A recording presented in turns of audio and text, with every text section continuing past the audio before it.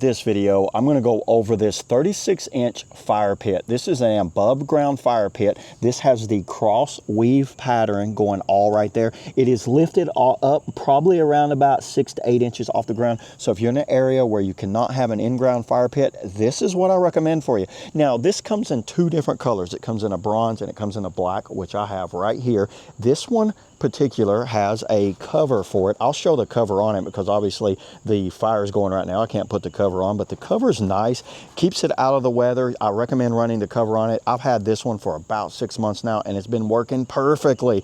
It also has this little fire poker with it. So this one right here is a fire poker, but one thing that you need to think about is if you ever have to take the lid, this is a spark kind of depressor right here. Check out how you can lift it off. This fire poker, it works perfectly for picking that thing up. So you see right there, I can poke at the fire a little bit, move my logs around. Now do not grab this. I'll show the temperature of what this top gets to. So don't instinctively just reach down and grab this little handle right here because that thing will light you up.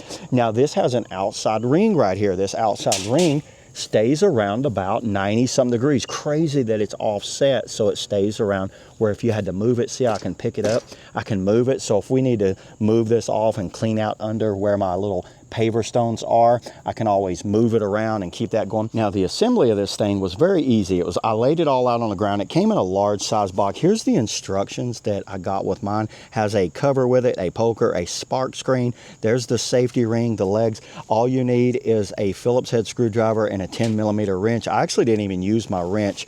You're going to run the screws into the legs and run the bolts from the inside, and the screws go from the outside. You're going to screw on this outside ring. This right here had these. I actually put them facing outwards instead of inwards, so that way my ring lowers down a little lower. The instructions have me going from the outside in, but I kind of like it like this right here. I think it looks great like that. It's got a bottom kind of wood lifting area. You guys see those ridges down at the bottom? What it does, it lifts the wood up so more airflow can get up under the wood. This is all vented right here and airflow gets around.